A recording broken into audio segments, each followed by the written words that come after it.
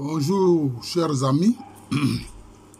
Alors j'ai promis faire une série de vidéos sur le leadership des États-Unis. Ce leadership vraiment a commencé vraiment à prendre surtout forme après la Seconde Guerre mondiale. Mais déjà on a vu quand les États-Unis accèdent à l'indépendance, durant la deuxième moitié du XVIIIe siècle, je crois que c'est en 1776, déjà ce leadership est affirmé avec la doctrine Monroe, quand ils ont vaincu l'Espagne. Vous voyez. Voilà. Et puis quand aussi, bon, ils ont pu prendre l'indépendance en arrivant à vaincre militairement la Grande-Bretagne. Voilà. Et c'est ce qu'ils ont appelé la destinée manifeste. La destinée manifeste. Cette destinée manifeste, c'est quoi? Les États-Unis aspirent à diriger le monde entier. Voilà. Diriger le monde entier, toute la terre là, et ils veulent diriger ça. Maintenant, cela est exprimé aussi par la suite par ce qu'on appelle le New World Order, c'est-à-dire le nouvel ordre mondial avec le leadership des États-Unis. Il n'y a même pas longtemps, le président Joe Biden en parlait encore. Le nouvel ordre mondial sous la dictée, la gouvernance des États-Unis. Alors, ils utilisent plusieurs instruments. Aujourd'hui, je voudrais parler des instruments souterrains. Voilà. Il y a certes l'instrument militaire, mais ça, je vais faire une autre vidéo là-dessus. Mais ils utilisent des instruments souterrains. Par exemple, les services secrets. Alors, les services secrets qui sont contenus, c'est la CIA et puis aussi la NSA. National Security Agency. La CIA agit simplement à l'extérieur. La NSA, eux, peuvent agir à l'intérieur des États-Unis comme à l'extérieur des États-Unis. Mais il y a bien d'autres services secrets qu'on ne connaît pas, que le monde ne connaît pas, qui sont très secrets. Les différents services de défense et militaires des États-Unis ont des services secrets. Ils ont beaucoup de services secrets qui agissent à travers le monde. Ils agissent partout à travers le monde, les services secrets. Et c'est d'ailleurs ces services secrets dont ils se servent pour faire ce qu'on appelle les révolutions de couleur. Quelles sont ces révolutions de couleur? Ou quelquefois on a appelé printemps arabe, printemps ceci, printemps cela. C'est-à-dire que ils font tomber les gouvernements qui n'obéissent pas à leur volonté, à leur désir. Ah oui. Même en Ukraine, ce qu'on a appelé la révolution Maïdan. Mais c'était la CIA qui était derrière.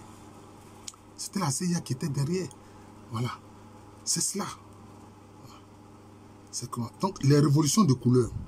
Printemps arabe, printemps ceci, printemps cela. C'est comme ça. Voilà. On a vu comment. Et puis, ils font tout quand ils veulent de quelqu'un qui entre dans leur paradigme, dans leur vision du monde. Ils font tout pour que cette personne-là accède au pouvoir. C'est comme c'est ce qu'ils ont fait.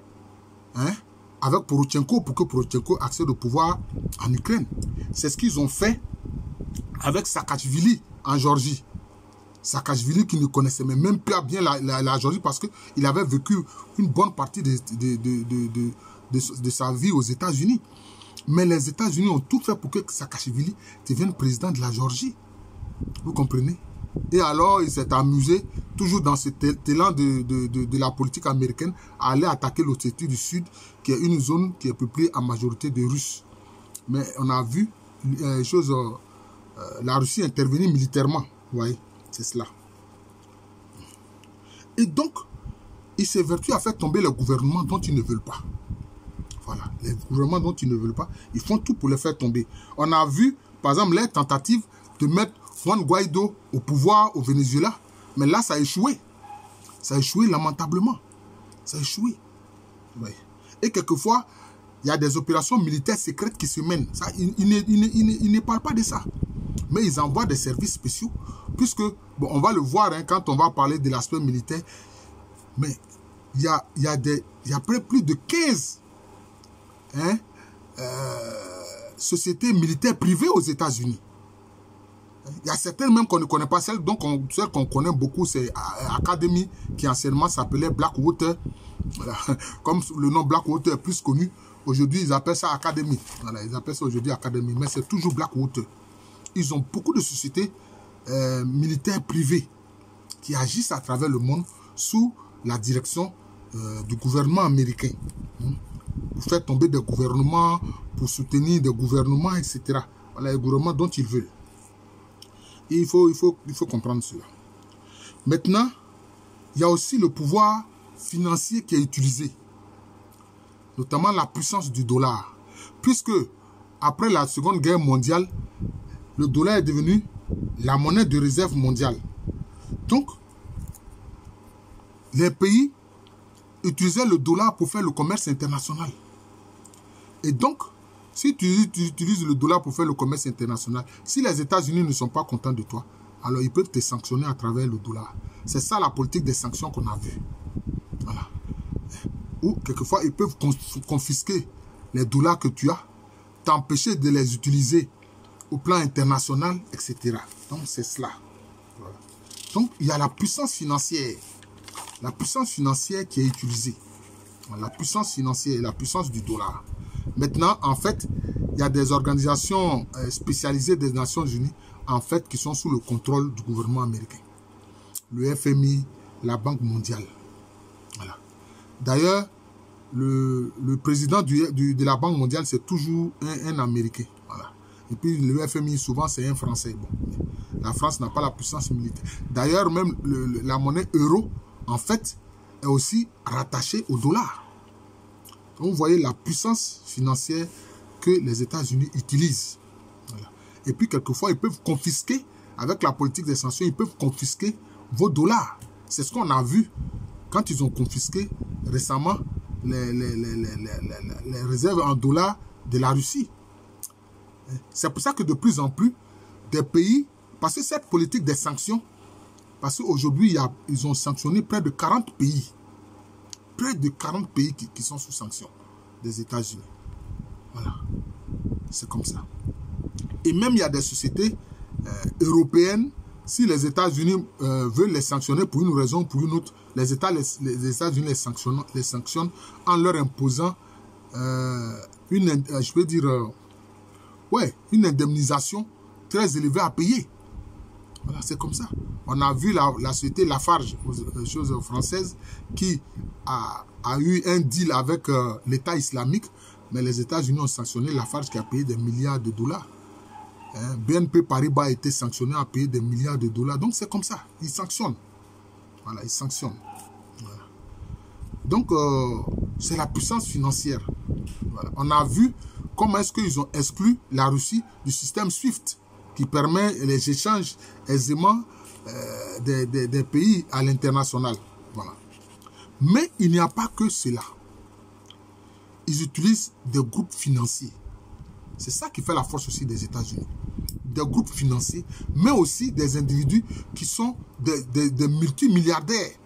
Alors, eux, ils ne veulent pas qu'on utilise le terme oligarque les concernant, ils disent milliardaires, mais quand c'est des milliardaires russes ou autres, ils disent que ce sont des oligarques. Bon, on ne va pas jouer sur les mots. Ce sont des milliardaires. Regardez par exemple le groupe financier BlackRock. Mais BlackRock a des milliards, des milliers de dollars. Un groupe comme ça, s'il veut faire tomber un gouvernement, ça c'est une petite affaire. C'est comme ça. Et puis maintenant, il y a la trilatérale. D'ailleurs, la trilatérale a été créée par Rockefeller. Et cette trilatérale regroupe des gens puissants financièrement. C'est des groupes puissants. Parce qu'ils disposent de milliards de dollars avec lesquels ils peuvent agir partout dans le monde.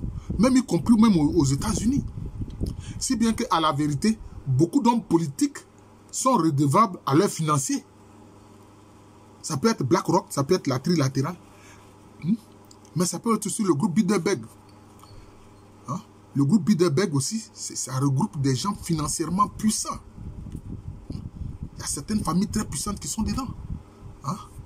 La famille Windsor, la famille royale de l'Angleterre, ils sont dedans.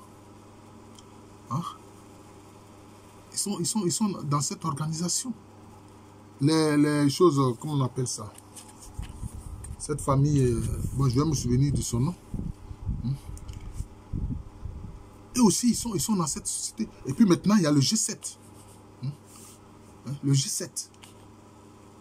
Ça aussi, ce sont des instruments que les États-Unis utilisent. Que les États-Unis utilisent. Il y a le Forum économique mondial. Voilà un autre levier que les États-Unis utilisent.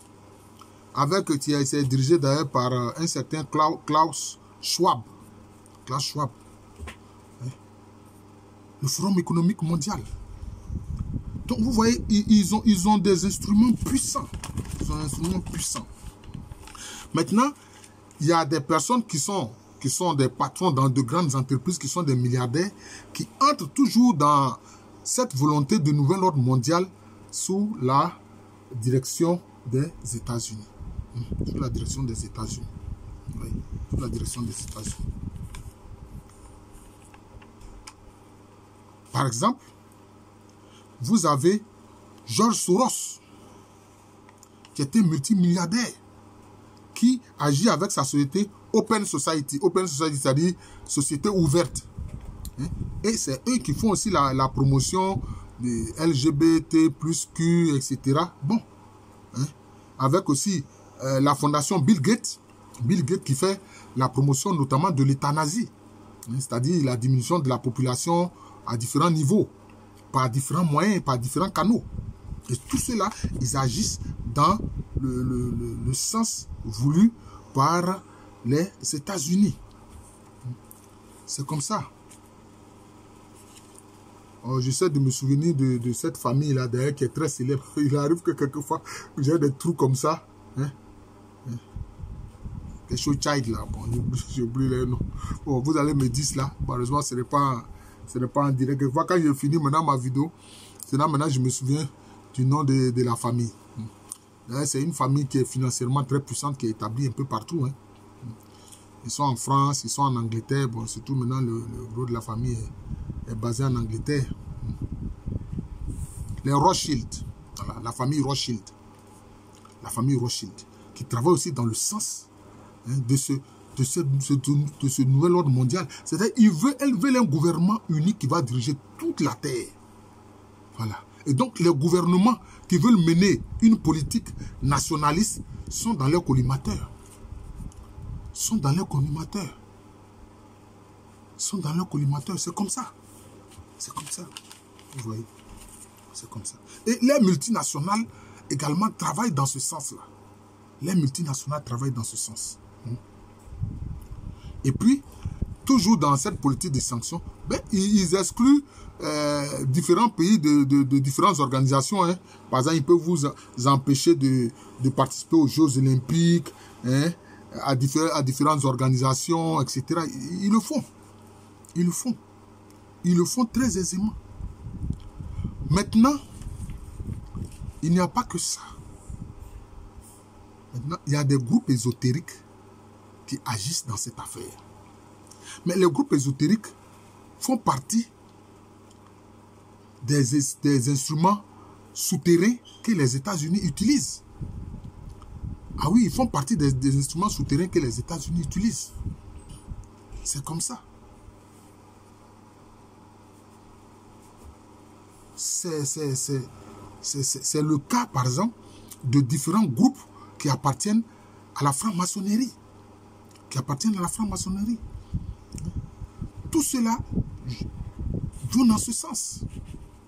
D'ailleurs, quand vous regardez le dollar, vous voyez bien les insignes qui sont dessus, ce sont des insignes maçonniques. Ce sont des insignes maçonniques pour le travail qui concerne le nouvel ordre mondial. Et comme maintenant, la franc-maçonnerie a un aspect mystique, ils utilisent aussi cet aspect mystique-là. Ils utilisent cet aspect mystique. Ah oui, c'est clair. Donc, il y a, je peux dire, une guerre souterraine à travers des moyens mystiques qui sont utilisés et qui travaillent dans le sens de ce nouvel ordre mondial auquel les États-Unis veulent instaurer. Que les États-Unis veulent instaurer. C'est sérieux. Ce que nous disons, c'est sérieux. C'est pour ça que les gens ne comprennent pas quelquefois, leurs agissements ne sont pas logiques. Pourquoi vouloir forcément que l'Ukraine entre dans l'OTAN? évidemment, l'OTAN, ça, c'est l'instrument militaire privilégié qu'ils utilisent. C'est le plus grand instrument militaire que les États-Unis utilisent. J'ai dit que je vais faire une vidéo spécialement sur cet instrument militaire. Mais on a vu hein, les Rothschild. L'un des héritiers importants des Rothschild, qu'on appelle Jonathan Rothschild, mais il a dit qu'il ne peut pas se permettre de perdre l'Ukraine sur l'échiquier mondial. Donc, c'est-à-dire qu'ils feront tout pour que l'Ukraine soit sous leur contrôle. Or, l'Ukraine a des frontières avec la Russie. C'est pour ça que les Russes ayant compris cela, mais ils font tout pour empêcher cela. Mais on verra aussi, je ferai aussi une vidéo pour voir les réactions que cette politique des États-Unis provoque à travers le monde. Ah oui, les gouvernements qui se veulent nationalistes réagissent par rapport à cette politique qui est une politique de contrainte. C'est une politique de contrainte. Vous voyez. Et ils ont mis de côté la sacro-sainte règle qui voulait que les peuples se donnent les gouvernements qu'ils ont librement choisis. Et de ne pas s'y mixer dans les affaires intérieures des nations, des États. Ils ont laissé tout ça de côté. Pourquoi? À cause du nouvel ordre mondial. À cause du nouvel ordre mondial sous la houlette des États-Unis qui veulent instaurer. Donc, tout ce qu'ils font concourt à l'avancée de ce nouvel ordre mondial, à la création de ce gouvernement unique. Vous voyez, à la création de ce gouvernement unique. Et ça, tous les milliardaires américains agissent dans ce sens. Tous les milliardaires agissent dans ce sens. Vous voyez. Et ils ont des instruments même de contrôle mental. On a vu ce que la CIA a fait avec le LSD. C'est pour avoir le contrôle mental des gens. Ah oui, ils ont fait des... C'est connu, hein, ce que j'ai dit là, c'est connu. Ils faisaient des expériences pour avoir le contrôle mental des gens. Hein? C'est comme ça. On a vu une sorte de champion que... Bon, soit c'était des éléments qui concernaient aussi le LSD, qui, en France, dans un village qui s'appelle le Pont Saint-Esprit, ils ont utilisé ça. Mais pendant quelques jours, ça a rendu les gens presque fous. Les gens étaient devenus violents. Et les enquêtes ont montré que c'était justement des substances psychotropes qui, à la base, hein, sur lesquelles la CIA travaillait et qui a été testée hein, dans ce village français appelé Pont Saint-Esprit. Vous voyez? Et c'était un programme, c'est un programme qu'on appelle MK Ultra. MK Ultra. Donc tous ces éléments, c'est pour que les États-Unis puissent dominer le monde entier. Voilà. Le projet MK Ultra, c'est un projet réel. Aujourd'hui, au début, ceux qui en parlaient ont dit non, c'est des complotistes, etc. Mais on s'est rendu compte que c'est un projet qui est réel, le MK Ultra. C'est un projet qui est réel. C'est comme ça. Même le groupe de ceux qu'on appelle les Men in Black, c'est-à-dire les hommes en noir, on fait croire que oui, ce sont des gens qui sont avec les extraterrestres. Non. Tout cela, les Men in Black, ça fait partie toujours des services secrets qui sont utilisés. Voilà. Quand quelqu'un commence à faire des choses ou dire des choses qui vont contre les intérêts hein, de ce projet du nouvel ordre mondial, les Men in Black entrent immédiatement en action. Ah oui, pour aller te dire si tu arrêtes. Si tu n'arrêtes pas, tu vas finir mal. Et ils ont les moyens pour ça. Voilà. C'est des gens qui sont toujours habillés en noir, avec des voitures noires, etc. Sans compter, par exemple, le projet ARP. Le projet ARP, qui est un projet qui tend à pouvoir manipuler la ionosphère, c'est-à-dire provoquer des bouleversements climatiques. Eux qui s'amusent à parler de changement climatique. Mais ils ont aujourd'hui... Le projet ARP, c'est un projet secret des États-Unis. Mais qui a ses effets. Hein? Ils ont la possibilité, avec le projet ARP aujourd'hui, de produire artificiellement des tremblements de terre.